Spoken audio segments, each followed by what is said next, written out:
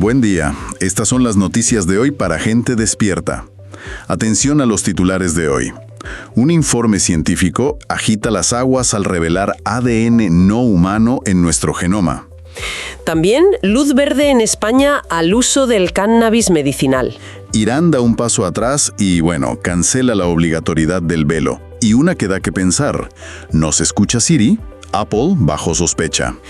Además, un meteorito con un comportamiento extraño sobre México que, la verdad, desconcierta a los expertos. Greg Braden lanza una bomba. Hubo una civilización antigua en la Luna, oculta por la NASA y la URSS. Y terminamos con la hija de Robin Williams, que planta cara a la IA y califica de asquerosas las recreaciones de su padre. Mucho tema hoy. Sí. Temas potentes. Vamos a meternos de lleno. Empezamos con esto que la verdad suena fuerte. Lo del ADN no humano. Un informe científico que sugiere que tenemos secuencias de ADN, no humano, integrado en nuestro código genético. Es realmente llamativo, sí. Hablamos de fragmentos genéticos que, según estos estudios iniciales, no cuadran del todo con la historia evolutiva que conocemos. Ya sabes, la descendencia común, mutaciones graduales. Claro. Pues esto parece no encajar ahí. El origen es, de momento, una incógnita oficial, digamos. Y esto conecta con el famoso ADN oscuro, ¿verdad? O lo que antes llamaban ADN basura, ese 98% del genoma que pensábamos que nos servía para mucho. Exacto. Pero es que cada vez hay más pruebas de que de basura tiene poco o nada. Parece que ese ADN oscuro es, de hecho, crucial para regular cómo y cuándo se activan otros genes. Ajá. Y aquí viene lo más intrigante. Algunos investigadores postulan que podría contener huellas de intercambios genéticos con otras formas de vida no identificadas. Es una hipótesis, claro. O sea que esa idea que circula mucho por ahí, muy de ciencia ficción, de genes insertados por razas externas, podría tener una base, aunque sea lejana. Y la ciencia oficial, prefiere hablar de origen desconocido. La ciencia es cauta por naturaleza, y hace bien en serlo, pero la posibilidad está sobre la mesa. Si se llega a confirmar que hay ADN en nosotros que no sigue la línea evolutiva terrestre estándar, obligaría a replantear muchas cosas. Ya. No significa automáticamente que seamos un experimento alienígena, ojo, pero sí que nuestra historia biológica es mucho más compleja y quizás menos lineal de lo que nos han contado. ¿Y qué implicación tendría eso a un nivel más profundo, más existencial? Pues podría ser una invitación, ¿no? A vernos menos como una especie cerrada, perfectamente definida, y más como un sistema biológico abierto. Quizás con información latente dentro de nuestras propias células. Un conocimiento esperando ser, redescubierto. Que no venga de fuera, sino que despierte desde dentro. Eso es. El misterio podría estar inscrito en nosotros mismos esperando. Interesante. De ese código genético interno pasamos a un código legal que acaba de cambiar en España. El gobierno ha aprobado finalmente la regulación del cannabis medicinal. Sí, un paso muy esperado por muchísimos pacientes y también por asociaciones que llevaban años pidiéndolo. El Real Decreto permite que las farmacias de los hospitales preparen y dispensen fórmulas magistrales a base de cannabis. Pero no es barra libre, ¿no? Entiendo que es para indicaciones muy, muy concretas. Correcto, nada de barra libre. La norma se centra en el dolor crónico, especialmente el neuropático, que es muy difícil de tratar. También para la espasticidad en pacientes con esclerosis múltiple, algunas formas graves de epilepsia infantil y adulta y las náuseas y vómitos por quimioterapia. Vale. Y siempre con prescripción médica hospitalaria, no vale la del médico de cabecera, y bajo un control farmacéutico súper estricto. La ministra de Sanidad, Mónica García, usó palabras como respuesta al sufrimiento real, evidencia científica, garantías de seguridad. Parece un intento claro de normalizarlo y quitarle ese estigma que arrastra la planta. Claro, es el lenguaje necesario para un cambio de este calibre, buscando el consenso y la aceptación social y, sobre todo, médica. Pero fíjate en la dinámica, es interesante. El Estado reconoce por fin el valor terapéutico de una planta que ha estado demonizada durante décadas. Sí, pero lo hace manteniendo un control férreo. Es como decir, sí, puedes usar esto que viene de la naturaleza, pero solo bajo mis condiciones, en mi entorno controlado, el hospital, y con mi receta digital. Una especie de domesticación de lo natural, por así decirlo. Podría verse un poco así, sí. Por eso, más allá del avance legal, que es innegable y muy positivo para muchos pacientes que sufren, la verdadera transformación, creo yo, llegará cuando cambie la percepción cultural. Claro. Cuando se pierda el miedo colectivo a explorar el potencial curativo de ciertas plantas, quizás entonces estemos en mejor posición para cuestionar y sanar también las estructuras sociales y económicas que a menudo, nos enferman. Cambiamos de tercio y de geografía. Nos vamos a Irán porque hay una noticia importante desde allí. El gobierno ha decidido suspender la ley que imponía el uso obligatorio del velo a las mujeres. Sí, una medida de un calado simbólico y social enorme. Según el anuncio oficial, se eliminan las multas y las sanciones por no llevar el hijab en público. Esto ocurre, claro, tras años de protestas muy intensas, a menudo reprimidas con muchísima dureza, y también una presión internacional constante. Es imposible no pensar en Mahsa Amini, ¿verdad? Su muerte en 2022, bajo custodia policial, precisamente por llevar mal puesto el velo, desató una ola de indignación mundial tremenda. Sin duda, ese caso fue un catalizador, un antes y un después. Ahora, aunque el régimen lo presenta como un gesto de apertura, las organizaciones de derechos humanos piden cautela. Advierten que una cosa es la ley escrita y otra muy distinta es la presión social, la vigilancia informal o incluso el hostigamiento por parte de sectores conservadores que pueden persistir perfectamente. Entonces, ¿es un cambio real o es más bien una estrategia política para calmar los ánimos? Pues podría ser ambas cosas, la verdad. Por un lado, es innegable que supone un alivio para muchas mujeres iraníes y podría marcar un precedente importante en la región. Pero por otro lado, también puede interpretarse como una concesión calculada del régimen. ¿Para descomprimir? Exacto, para descomprimir la tensión social sin tener que abordar cambios estructurales más profundos en el sistema de control que ejercen sobre la población. Es una posibilidad.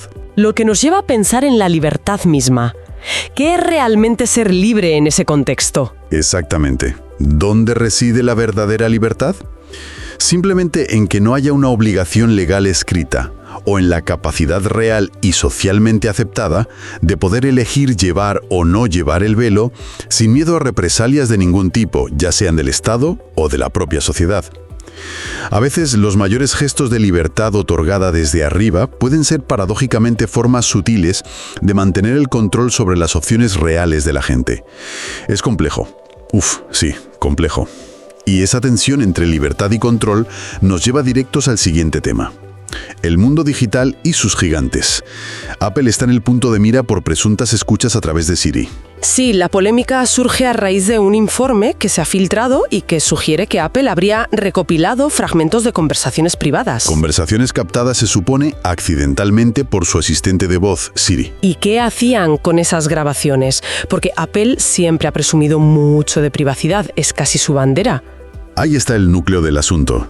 Según este informe filtrado, parte de esos audios no solo se usaban para mejorar el funcionamiento de Siri, lo cual podría tener cierta lógica, Vale. sino también para optimizar la publicidad dirigida a los usuarios. Y lo que es peor, algunos fragmentos se habrían compartido con terceras empresas. Todo ello, presuntamente, sin un consentimiento claro y explícito por parte de las personas grabadas. Eso golpea directamente la imagen de marca de Apple, ¿no? Parece que ha afectado la confianza de algunos inversores. Se notó una leve caída en bolsa. Apple, por su parte, mantiene su discurso oficial, que los datos se anonimizan, que se usan de forma segura y solo para mejorar el servicio. Pero claro, la sombra de la duda ya está ahí, sembrada. Es la eterna batalla, ¿no? La promesa de privacidad que nos hacen las tecnológicas frente a su modelo de negocio, que a menudo se basa precisamente en nuestros datos. Totalmente. Y lo interesante es cómo hemos normalizado esta interacción, ¿no te parece? Cada oye Siri o cada comando similar que damos es potencialmente entregar una pequeña pieza de nuestra vida privada a un sistema que no controlamos del todo. Ya. Quizás el desafío ya no es tanto intentar desconectarse, que eso es cada vez más utópico, sino cultivar una interacción más consciente con la tecnología, aprender a usarla sin ser usados o, peor, programados por ella. ¿Es posible mantener nuestra autonomía en un entorno digital tan invasivo? Esa es la gran pregunta que nos deja esto. Una pregunta muy pertinente. Bueno, de la vigilancia invisible de los asistentes de voz pasamos a algo muy visible en el cielo, un fenómeno extraño con un meteorito sobre México. Sí, ocurrió en la noche del 7 de octubre sobre Ciudad de México. Se avistó un bólido, ya sabes, una luz muy brillante cruzando el cielo. Hasta ahí, bueno, relativamente normal, no es tan raro. Ok, lo inusual y lo que ha desatado todo el debate es lo que muestran algunos vídeos grabados por testigos y algunas cámaras. Parece que el objeto realizó un cambio de trayectoria bastante brusco, muy notable, justo antes de desaparecer o antes de un posible impacto que no ocurrió. Un cambio de rumbo. Pero, ¿cómo se explica eso en un meteorito? Ahí está la división de opiniones entre los expertos. Los astrónomos más ortodoxos, digamos, apuntan a explicaciones convencionales. Por ejemplo, un efecto óptico debido a la perspectiva del observador, o que el meteorito se fragmentó al entrar en la atmósfera y los distintos trozos siguieron trayectorias ligeramente diferentes, creando la ilusión de un giro del objeto principal. Vale, explicaciones físicas conocidas. Exacto. Pero otros expertos, analizando las imágenes con más detalle, no descartan que el comportamiento observado sea anómalo, que no encaje del todo con la física que conocemos para este tipo de objetos inertes que caen. Y claro, eso abre la puerta a especulaciones un poco más audaces, ¿no? Inevitablemente. Se empieza a preguntar si podría haber algún tipo de intervención externa, ya sea una tecnología desconocida actuando sobre el objeto, o incluso fenómenos energéticos naturales que aún no comprendemos bien, capaces de interactuar con objetos que entran en nuestra atmósfera. O simplemente que estamos presenciando algo que desafía nuestras categorías actuales. Entonces, la conclusión es que no sabemos qué pasó exactamente. Nos quedamos con el misterio. Pues en gran medida sí. La conclusión es que el universo sigue teniendo maneras de sorprendernos y de recordarnos humildemente que quizás no tenemos todas las respuestas ni mucho menos. Tal vez no todo lo que surca nuestro cielo sigue un guión predecible y ya conocido. Estos eventos son como pequeñas grietas en la realidad consensuada, ¿sabes? Sí. Y hablando de mirar más allá y de cuestionar la historia oficial, tenemos unas declaraciones recientes de Gregg Braden que van precisamente en esa línea, pero apuntando nada menos que a la Luna. Sí. Gregg Braden, que es muy conocido por sus trabajos que intentan conectar ciencia, espiritualidad e historia antigua, ha afirmado hace poco, y lo ha hecho en una conversación con Joe Rogan, que tiene muchísima audiencia, que existen pruebas ocultas de una civilización antigua en la Luna. Estas pruebas las habrían encontrado tanto las misiones Apolo de la NASA como las misiones lunares de la antigua Unión Soviética. Habrían encontrado estructuras artificiales en la superficie lunar, y ojo, no recientes, sino vestigios de una civilización que él data en más de 50.000 años de antigüedad, posiblemente humana o relacionada con humanos primitivos. 50.000 años, eso es anterior a casi todo lo que consideramos civilización aquí en la Tierra. Y dice que todo eso se ha ocultado deliberadamente. Afirma que estos descubrimientos fueron clasificados como secreto de Estado durante décadas por ambas superpotencias, pero que la información estaría ahora, según él, a punto de salir a la luz. Esto, por supuesto, conecta directamente con muchas teorías alternativas sobre civilizaciones prehistóricas muy avanzadas. Claro. Quizás olvidadas o directamente borradas de la historia oficial, y también sobre un posible papel de la Luna mucho más activo en nuestro pasado de lo que pensamos, quizás como un observatorio o incluso como un refugio en algún momento remoto. Hombre, si algo así se confirmara oficialmente, sería un cambio de paradigma total. La historia humana, la arqueología, nuestra relación con el espacio, todo tendría que reescribirse desde cero. Completamente. Imagínate que las ruinas más antiguas y significativas de nuestro linaje no estuvieran enterradas bajo tierra aquí, sino allí arriba, sobre nuestras cabezas. Cambiaría nuestra percepción de nosotros mismos y de nuestro lugar en el cosmos. Quizás, como sugiere Braden, no se trate tanto de una conspiración para ocultar, sino de una especie de recuperación de memoria colectiva que está empezando a emerger ahora. Una historia mucho más épica y, extraña de lo que la versión oficial nos ha contado. Desde luego, es una idea vertiginosa. Y para terminar el repaso de hoy, volvemos a la Tierra. a un tema muy actual que mezcla tecnología punta, ética y emociones muy profundas, el uso de la inteligencia artificial para recrear a personas fallecidas. Concretamente, vamos a hablar de la reacción de Zelda Williams, la hija del recordado Robin Williams. Sí, Zelda Williams ha hecho un llamamiento público muy emotivo y, la verdad, muy contundente. Pide a la gente que por favor deje de crear y sobre todo de enviarle vídeos generados por IA que intentan imitar la voz y la imagen de su padre. ¿Y no se han dado con rodeos en sus palabras, por lo que he leído, verdad? Para nada. Ha calificado estas recreaciones de, y cito textualmente, repugnantes perritos calientes sobreprocesados con la vida y la historia de los seres humanos. Deja muy claro que no las percibe en absoluto como un homenaje, sino como una profanación digital de la memoria y del legado de su padre. Es un grito contra la trivialización del duelo y de la identidad a través de la tecnología. Su mensaje ha conectado con mucha gente, ¿no? Parece que ha tocado una fibra muy sensible en la sociedad actual. Totalmente. Refleja un malestar creciente ante un uso de la inteligencia artificial que parece no tener límites éticos ni emocionales claros. Invade el espacio íntimo del duelo, utiliza la imagen y la voz de alguien sin su consentimiento, ni la posibilidad de darlo, obviamente, y lo convierte en una especie de entretenimiento digital un poco macabro.